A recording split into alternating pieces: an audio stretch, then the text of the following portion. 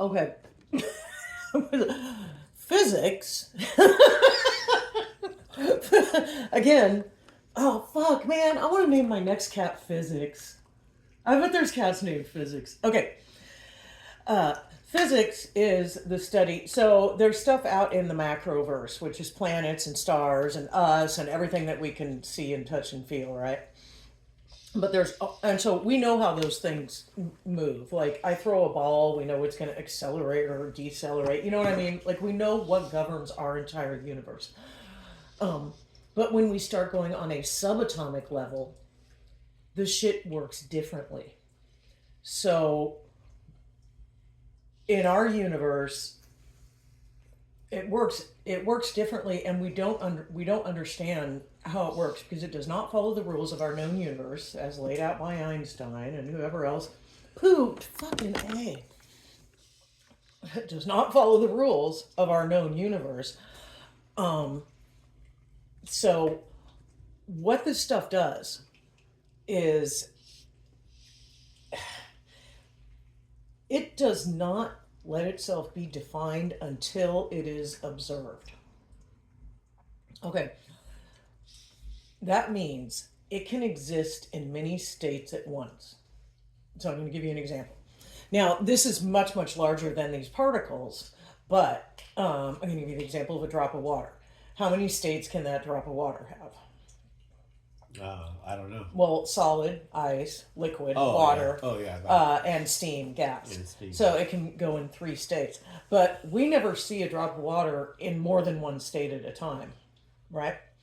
So that drop has chosen to be on this, in this reality, I am steam.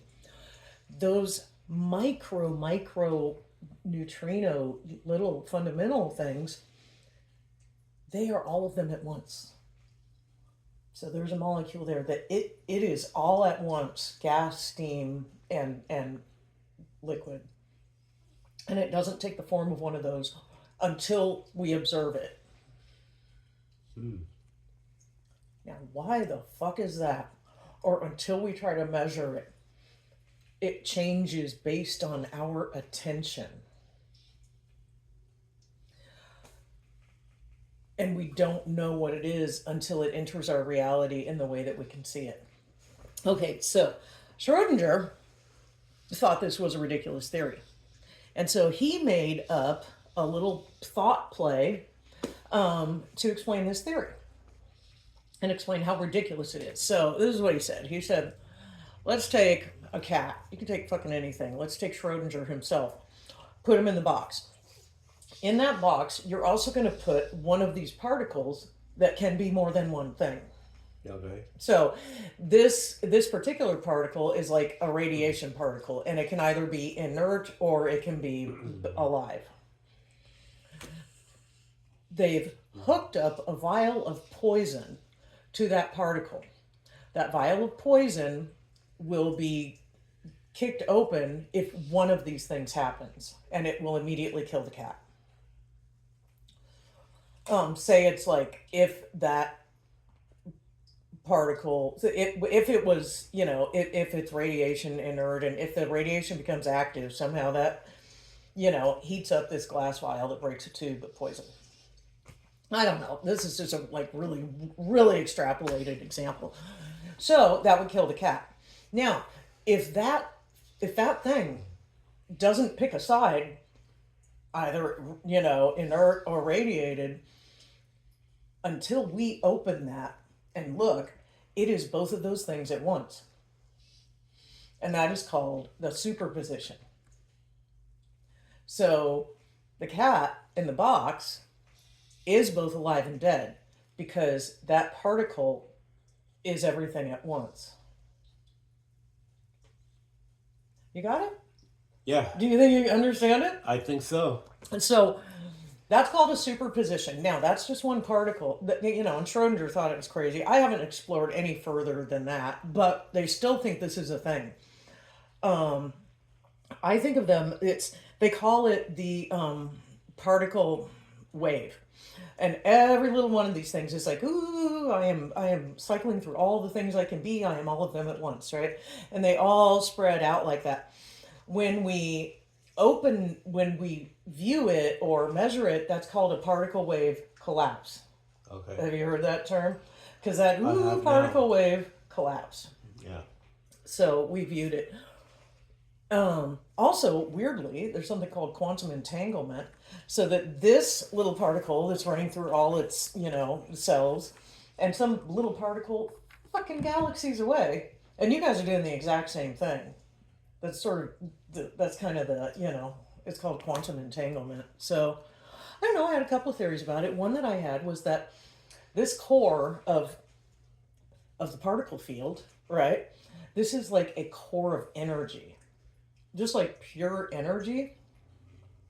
And it doesn't translate into our reality until we pull it, extract it into the way that it has to be in our reality. Like, things can only be trees, or they can only be gas, solid, or liquid, or they can only be, so we extract it and we use it to make what's in our reality. I don't know, that's what I was thinking. Okay, explain real quick to me, what is Schrodinger's cat in the box? Shorter's cat in the box. The cat's both alive and dead. Yes. Why?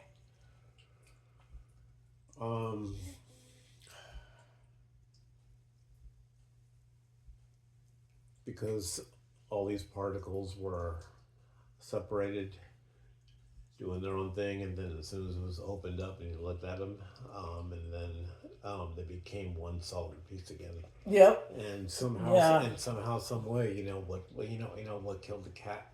Our reality is based on that open and closed container. Yeah. Yeah. I think that's the gist of it. Yeah. I mean, so that's basically it. And okay, there's quantum mechanics, and there's like Einstein's shit, like the universe, and like macro mechanics, right? And how those work, and who's its laws of energy, you know what I mean? Not who's the guy with the laws of energy? I know it's not Isaac Asimov. That's a writer. Is it?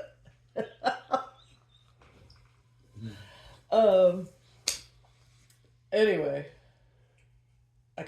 I'm going somewhere with this, and I forgot where it was. Okay, I held that train of thought as long as I could. It's tough though. Huh? Oh, I remember it. That macro world and that quantum mechanics, the science of and the study of trying to figure out how those things connect is physics. Simple as that. Physics. And that's what physics is. I really want to name a cat Physics or something. I want to. Oh, God, you can name a child Physics. Oh, my storage is low. Okay, that's it.